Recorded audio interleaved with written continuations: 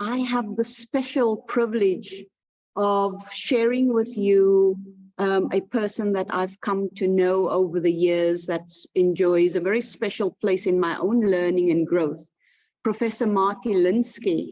Marty is a seasoned, politician himself, practitioner, media extraordinaire, a celebrated author of learning and research that really makes a difference.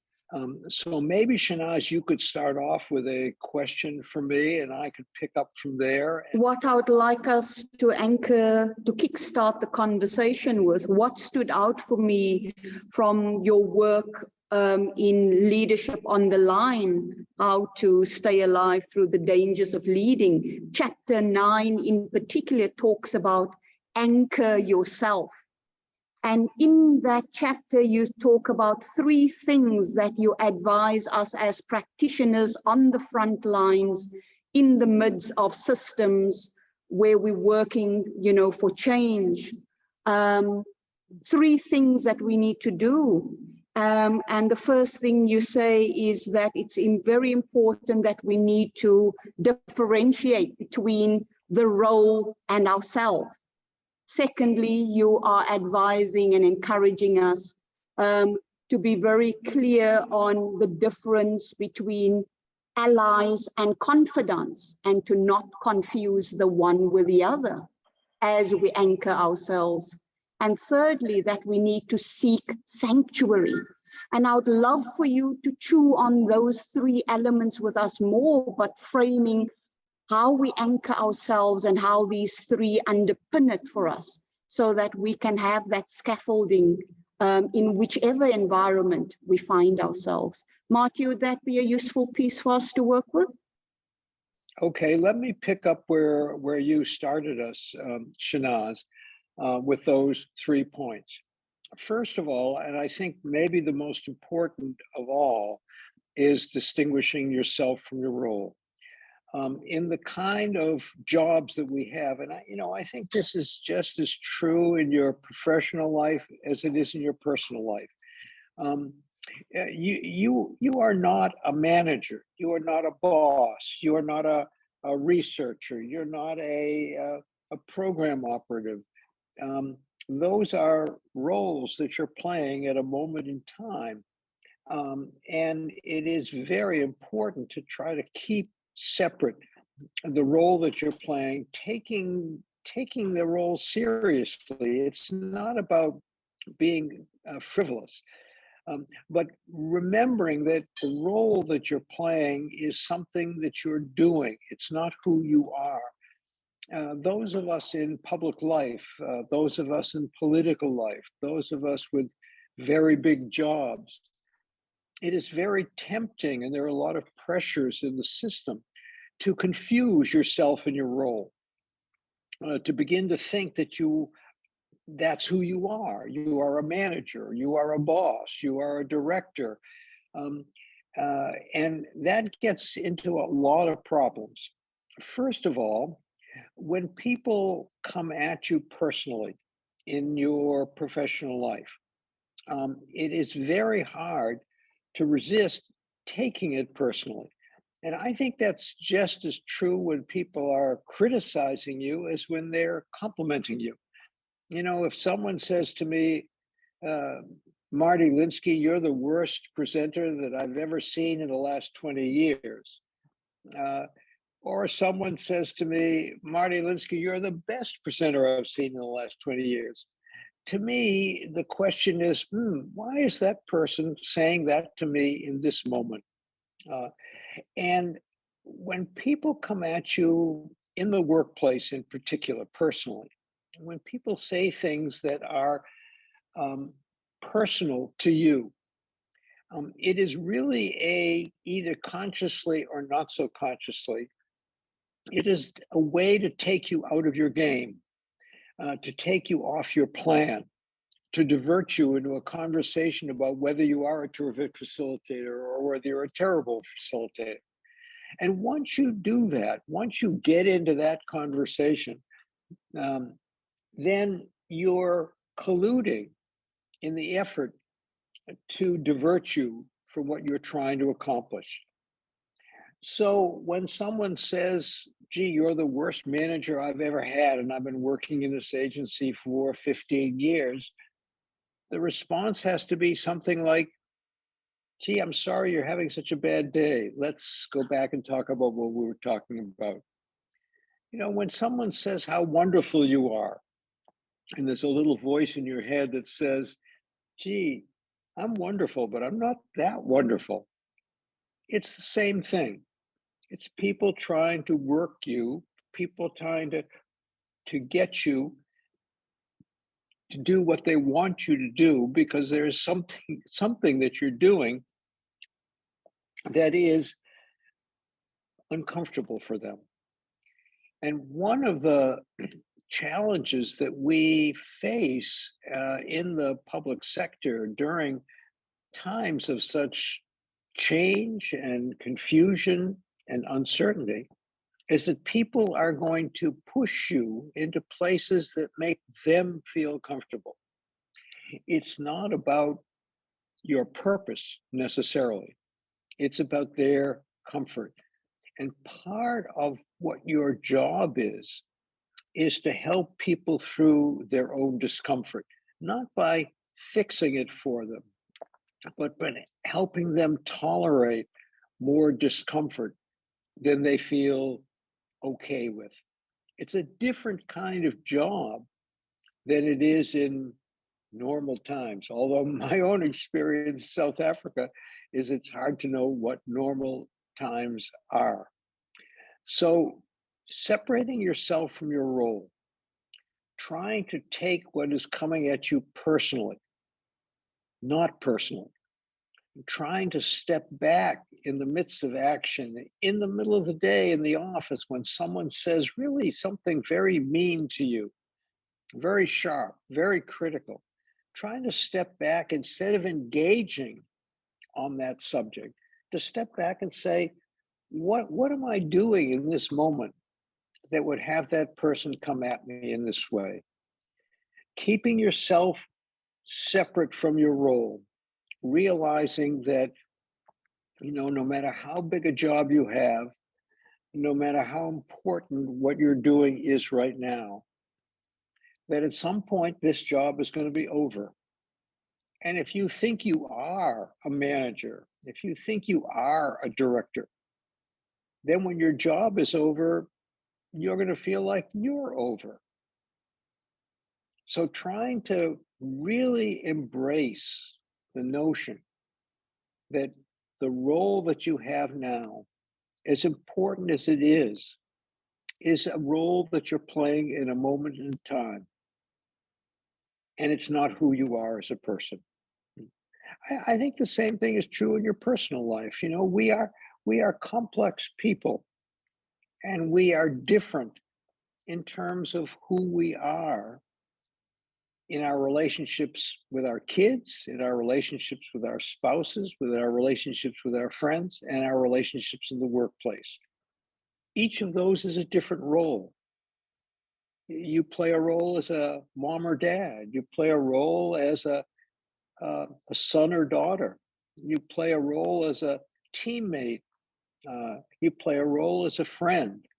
You play a role as an advisor. You play a role as someone who needs advice.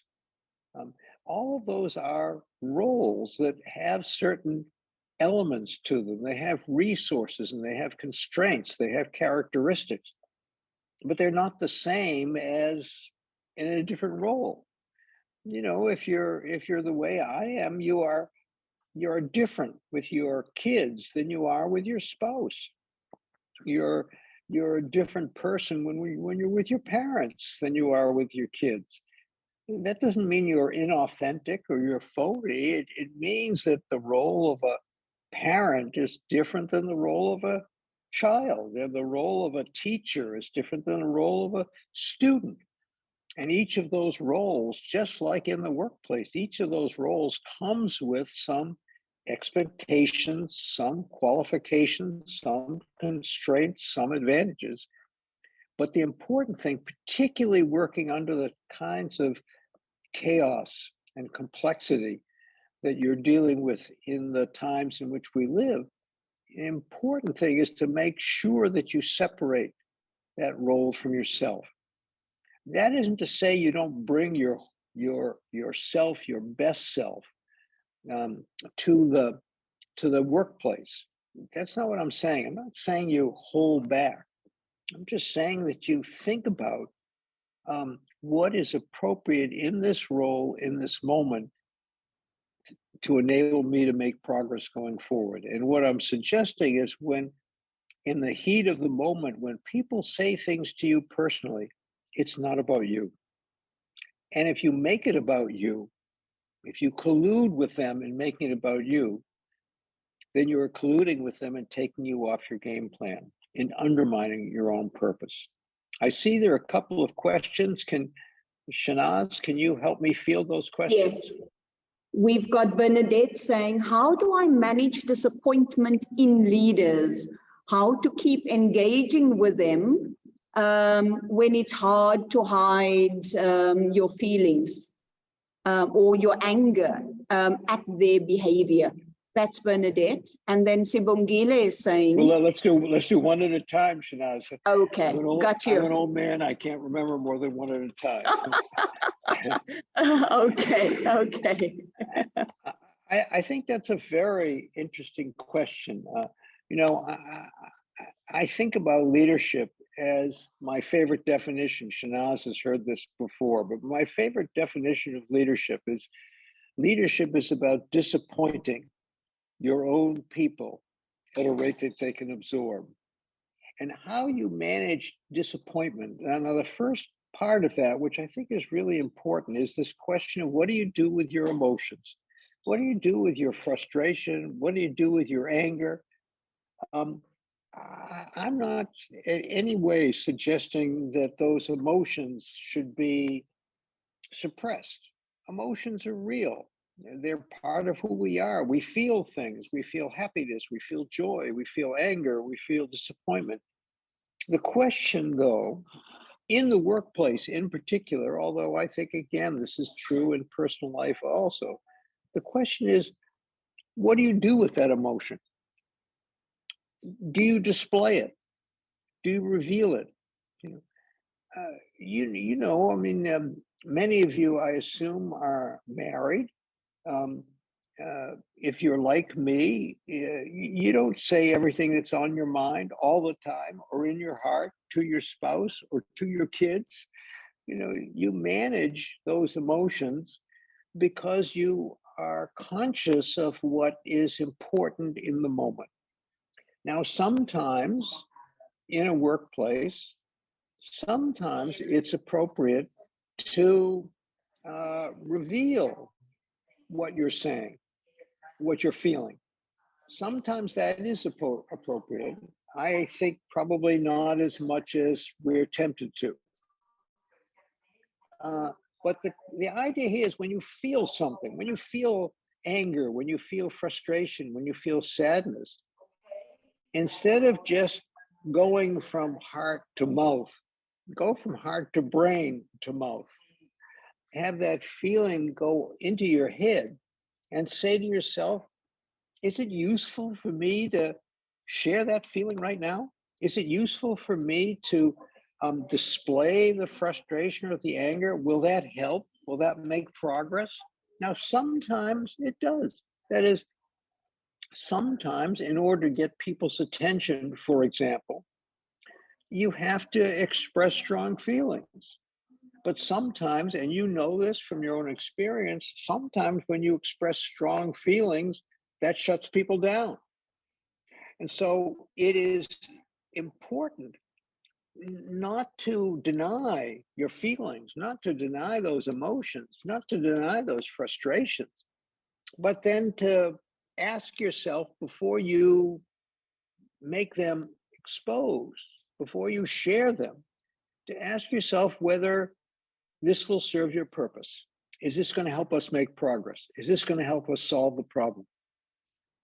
And if it isn't, then you say, I'm going to take that emotion somewhere else. I'm not going to display it in this moment.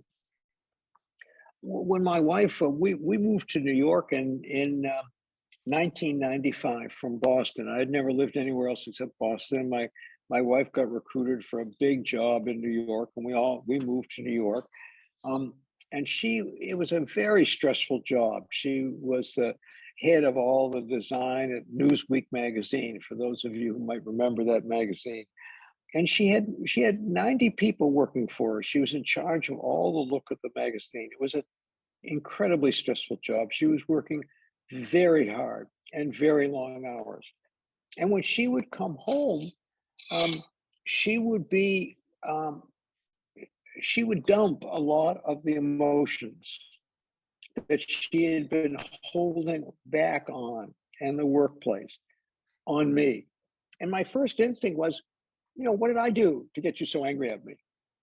And then I began to realize that my function, my role at that moment was just to be there. It wasn't to fix things, and it wasn't to be defensive. It was just to be there, just to listen. And trying to think about when you're feeling something, not to pretend you're not feeling it, and not to judge yourself as good or bad because you're feeling it, but just to ask yourself, would sharing that feeling right now in this moment help me make progress, or is it going to just make the problems deeper and harder to solve? So I think this question of what do you do with the disappointment, with the anger, with the frustration that you feel, it's a very important question. And I'm glad you asked. Thank you for the question. Shanaz, I see there's a couple of other questions. Marty Sibongiles says and asks, the need to maintain one's self-purpose during turbulent times is difficult. How does one's or how does one protect oneself in turbulences? Well, I think there are a couple of answers to that. One thought I would have is in the workplace, in the moment, to try and look at the small day-to-day decisions that you make. Who should come to this meeting? Should I have this meeting? Should I make this phone call? Should I send this email? Should I write this memo? Should I say what I'm thinking in this moment in this meeting? The small little decisions. If you could begin to train yourself, and really it's about yourself. If you could begin to train yourself to put those little day-to-day questions through the filter of what is my purpose here? What am I trying to accomplish? It's very important, particularly in times of turbulence, that you're clear about what you're trying to accomplish. What is your purpose? What are you trying to achieve in this job? And then you can take all those little questions that I was talking about before. Should I make this phone call? Should I say what I'm thinking right this moment? Who should I invite to this meeting? And you can put them through that filter rather than thinking of them as discrete, separate questions. Try to think about them as part of your purpose. What decision can I make here that will help make progress on what I'm trying to accomplish? Whatever your purpose is. So the first piece is to be clear about your purpose. And then the second piece is try to ask yourself, and all the little day-to-day decisions that you make as a manager, all those little decisions, try to ask yourself for each one of those decisions, is this going to help me make progress on what I'm trying to achieve? Or is this going to have no effect at all? Or is this going to set me back and set my purpose back? Try to be really clear on what you're trying to accomplish. And then once you get that clarity, if you make the many day decisions that everybody makes as a manager, particularly in a public sector job. So I think that's one piece of dealing with the turbulence. A second piece of that, and this ties in with everything that we've been talking about so far, and it connects with the second point that Shanaz was raising in her initial question. And that is that it is terribly important that you have somebody who you can talk to, where there will be no consequences in your workplace. In difficult times, in stressful times, in times of uncertainty and rapid change, it is tempting to say things to people that are in your heart or in your head that are because you feel like the people who you're working with are on your team, they're on your side, we're going through this together. The problem is that everybody who you work with also has interests and a point of view and stakes and a network. And it is easy to confuse people who are allies with you, who share your purpose, who are trying to accomplish what you're trying to accomplish, with a different kind of relationship, a relationship of confidence, of confidants. A confidant is someone who doesn't care about your purpose, but cares about you. Confidant is someone who has no investment in what you're trying to do, but they have a huge investment in you. And what that means, and why this is a problem in the workplace, is that if you treat someone who is an ally, who is with you on your purpose, as a confidant, you're likely to tell them things that are inappropriate for them to hear. And that may be ideas or feelings that you have that they will then, not because they're bad people, but because they also have their own interests in your situation, they will be able to use in ways that are not useful to you. The consequence of that is a very practical one, and that is working in the times that you're working in now. It's really, really important to have someone who is not part of your workplace, an old school friend, an old teammate, a neighbor, someone who, again, doesn't care about what your purpose is at work, but cares very deeply about you as a person and your own resiliency and your own emotional and mental and physical health. And that's a person who you can say anything you want to, and it will have no consequence, no reverberations.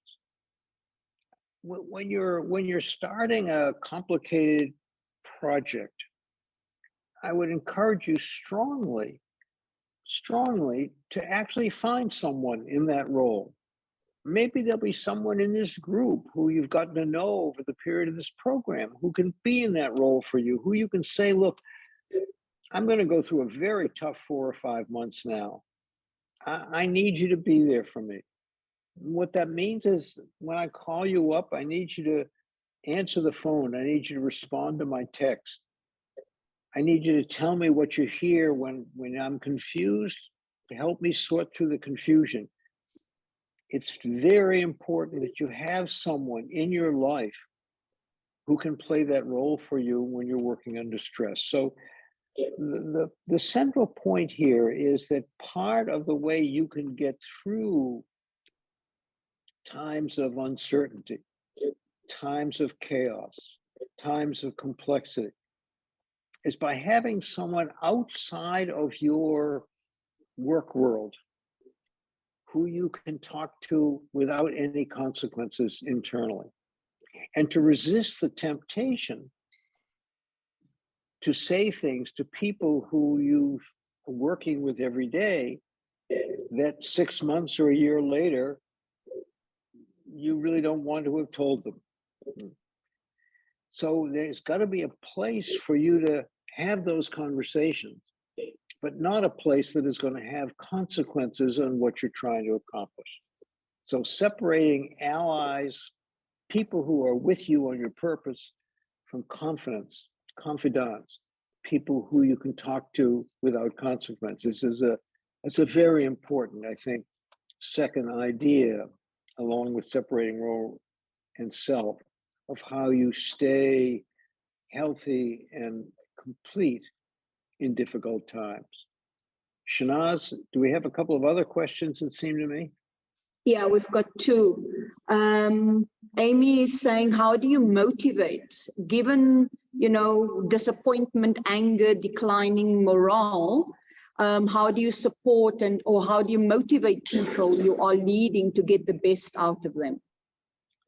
Well, I think it's a very good question. It's a very complicated question. A lot of us during the difficulty of the COVID period were wrestling with a question as managers. People were scared, people were upset. There was a lot of uncertainty.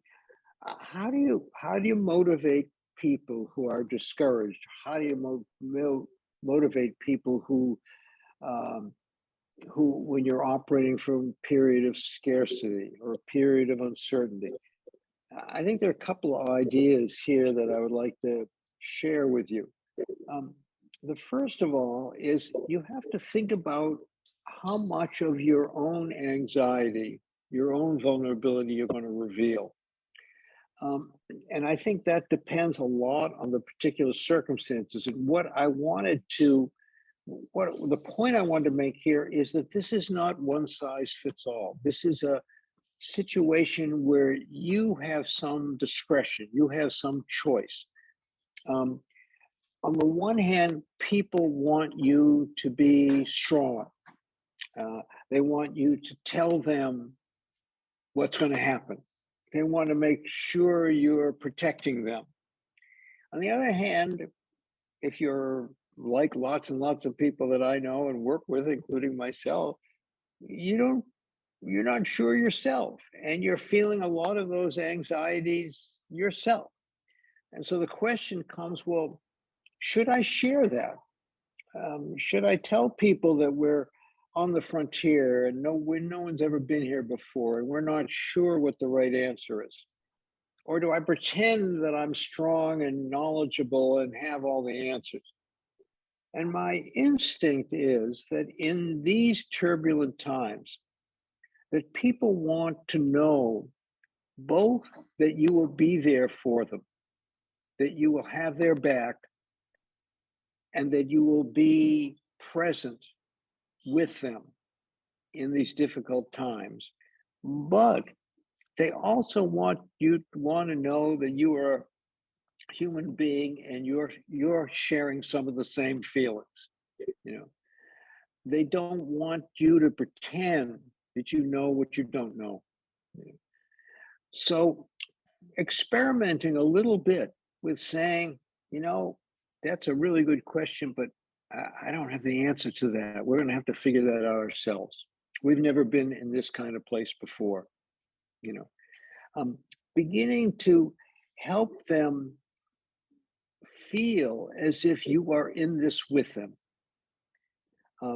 is a much more important consideration in times of turbulence, because there are these counter pressures. I mean, one of the things that we're seeing really globally all over the world is that when people are uncertain about their future, they're very susceptible to the desire to have some strong person say, trust me, I know all the answers. But that wears thin after a while, particularly because you're not being truthful with them. So to me, there's a balance between being relentlessly optimistic. We can figure this out. We can do this together. We can figure out how to get through this. We can look at the resources we have. We can look at the networks we have.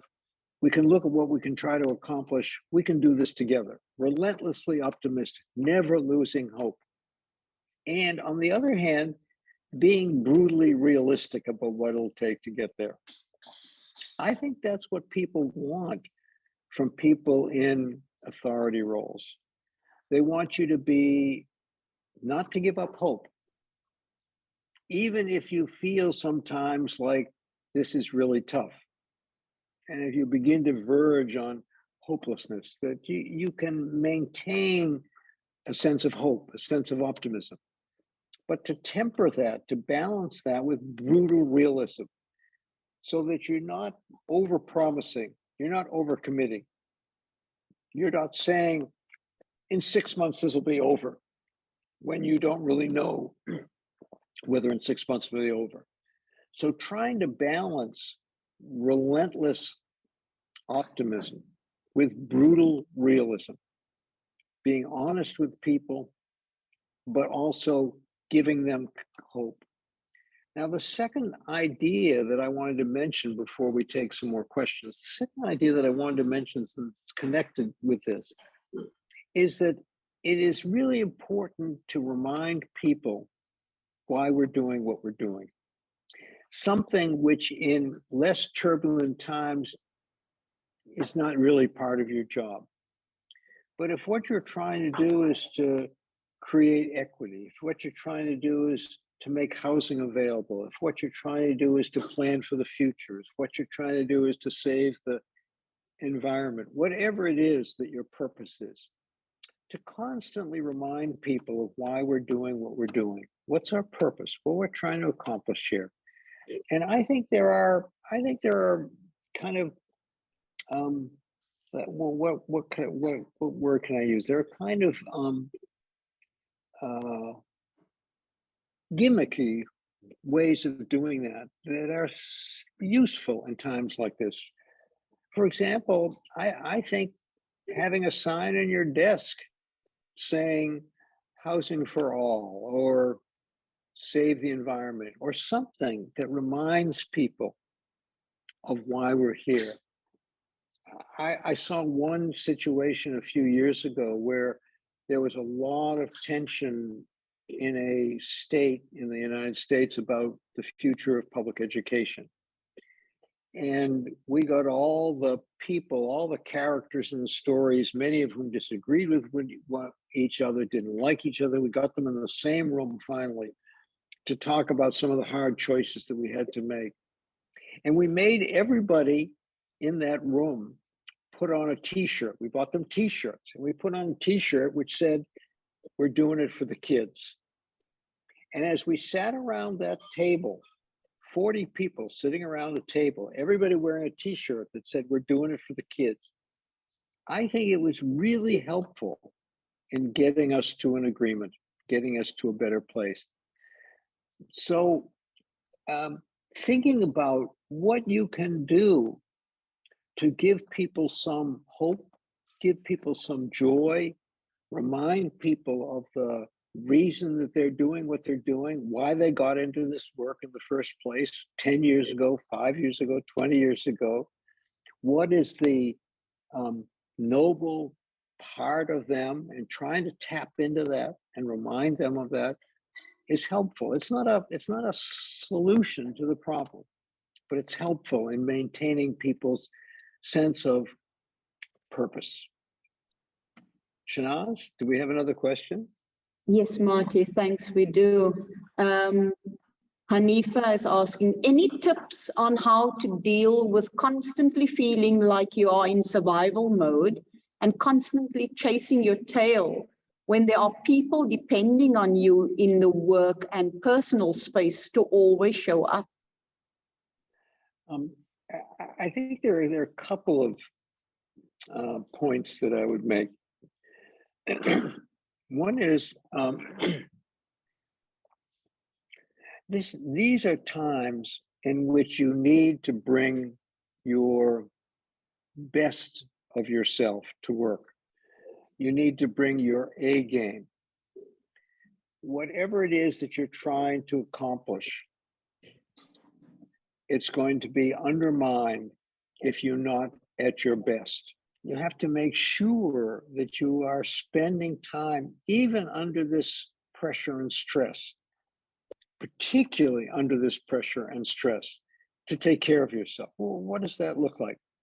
The first thing it looks like to me is you need to have some space where you can just think. Now, everybody's going to figure out how to find that space on their own. I think of it as a sanctuary. You can see the roof on the room that I'm sitting in the house that we spend time in Italy.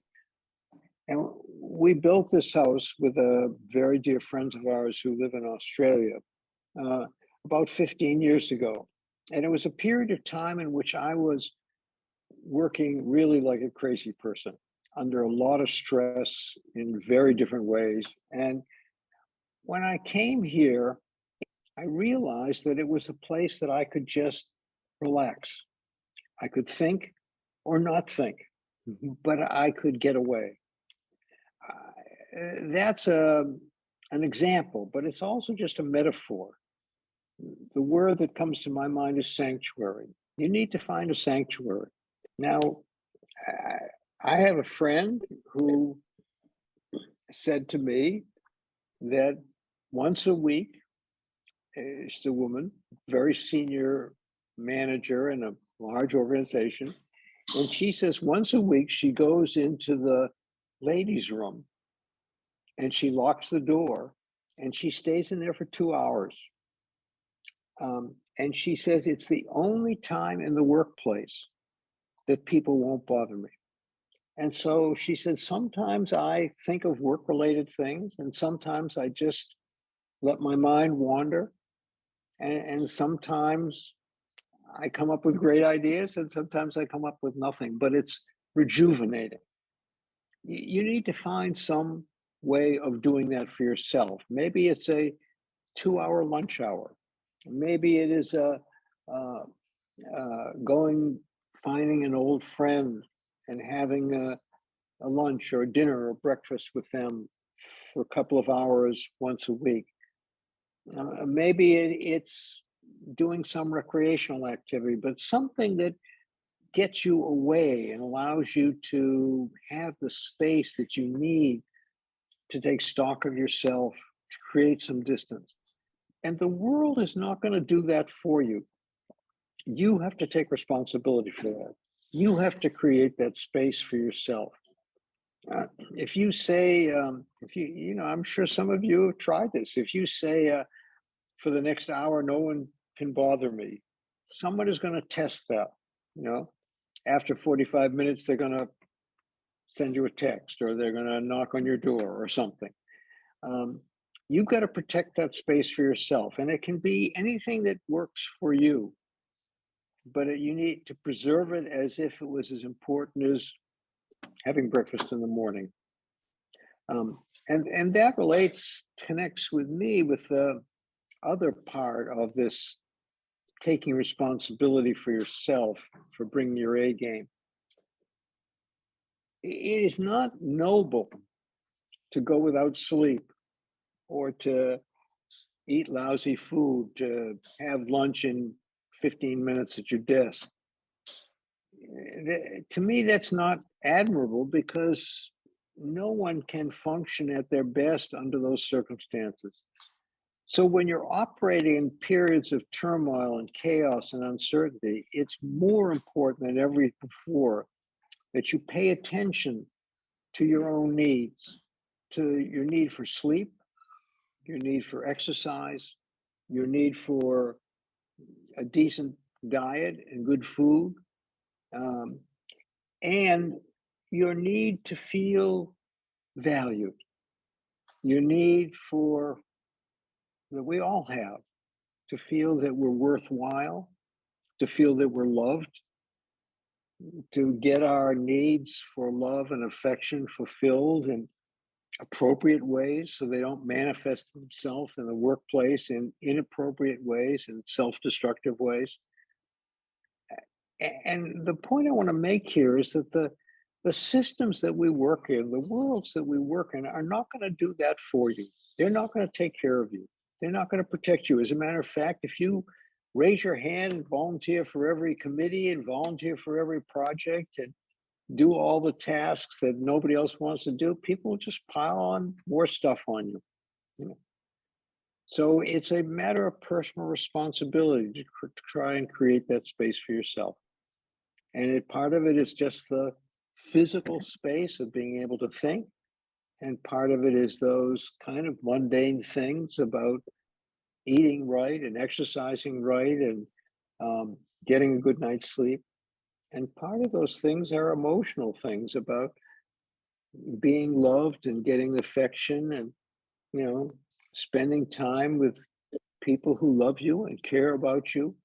And seeing that not as a diversion from work, but as a way of bringing your best self to the workplace.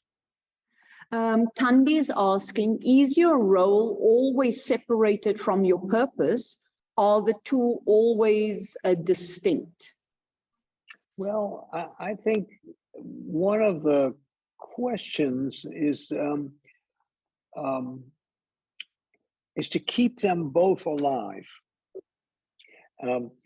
You are not your role, and your role is important, and your role has certain demands, certain expectations, certain constraints, and who you are as a human being and what is required of you in the moment may not always match up perfectly. Deciding when your role is over, and deciding when you've done all you can do to try to accomplish what you set out to do is as important to me as deciding what it is you want to do. We all know athletes who stayed in the game longer than they should have. We all know people who stayed in jobs longer than they should have. And trying to think about, what are the inflection points here? When have I done everything I can possibly do, and it's time for me to go on and do something else? For example, to make a very concrete example out of this, I think one of your jobs as a manager, one of the core responsibilities as a manager, is to find and develop your successor. To think about what's going to happen here when I'm gone. Now, I hope that everybody on this call leaves their job, their current job, on your own time schedule and not somebody else's time schedule, that you leave it when you're ready to leave. But part of that is knowing when your time is up. And part of that is making sure that when you leave, whether you leave for promotion, or you leave for another job, or you leave because you moved out of town, or you leave because you retire, but when you leave, that you will have done what you need to do to put in place those building blocks, those human beings who can carry on the work in their own way that you've laid the foundation for. So I think I want to make one other point as we talk about this whole role self-purpose issue. And that is that I think we are, as human beings, much more adaptable than we like to give ourselves credit for. And how that connects with what we're talking about now, to me, is that we have lots of capacity of being different ways in the world, different ways in the moment. And we hold ourselves back, I think, by not experimenting, trying to be different when the way we default to be or prefer to be. Even though we're perfectly capable of being different, because we're comfortable being the person that we know. And so I would suggest to you that one of the ways thinking about this whole purpose role self is that if you are not making as much progress as you think you ought to be making, then start by thinking about what you have been doing that is getting in the way. Because we're all the co-creators of our own reality. You know, you may not think you have a lot of power, but it's a tautology. It's unarguable that we all create, we help create our own reality. And if it's not satisfying to you, then there must be something you are doing or not doing that is contributing to that reality. And trying to start by thinking about what could I do differently here? Even though it might be uncomfortable, might be strange for me, what could I do differently that might produce a different result? I feel very comfortable with the idea that there is an authentic self. I don't think there's an authentic self. I think we're multiple people with lots of inconsistencies. And the world wants us to be perfectly consistent. But to me, the wider the range of ways you can be in the world, the more different you can be, the more different capacities you can display, the more different personas you can display, the more effective you're going to be in displaying the feelings successful in the current circumstances. Shanaz, do we have time for one more question, maybe? Yes, our last one. Emmanuel is saying, in your experience, are these tools, behaviors enough when dealing with a narcissist leader? You know, if you know that your boss has certain qualities, qualities that you think are getting in the way of making progress as you understand it, then it seems to me the question is not trying to just bemoan that and wring your hands about it, or pretend that he should be different, or tell him or her that they should be different. But it's to think, well, if that person is a narcissist, what do narcissists need in order to get them to do what I want them to do? Okay, she's a narcissist. He's a narcissist. Okay, we'll take that, you know. Now, given that, now that I know that, now that's the situation, then what can I do? Because that's all you can control is your own behavior. What can I do to manage this person so that he or she responds in a way that I want them? Let me give you an example. In my experience, working with people who are very self-absorbed, who are narcissists, who think the world revolves around them, one of the ways of helping them do what you want them to do is by telling them it was their idea. So there is a relationship between giving away credit, resisting the human need to get credit for what you've done, but realizing that that person needs to take credit in order to get him or her to do what you want them to do. So it's not such a big deal to say, sure, this was your idea. Congratulations, it's a brilliant idea. Rather than saying, I thought of this first. I told you this a week ago, and you should have listened to me, you know?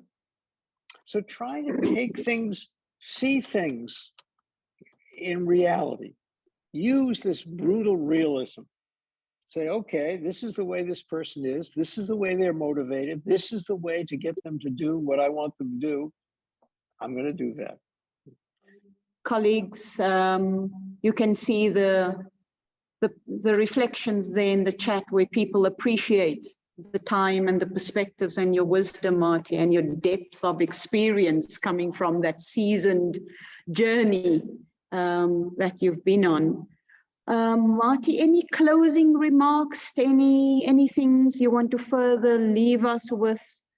I only miss not spending more time with people and seeing their faces and hearing their voices, and wish we could figure out how to do this in person sometime. Thank you very much, Shanaz. It's so wonderful to reconnect with you. Thank you, Jeremy, and thank you, everybody, for your attention, your engagement.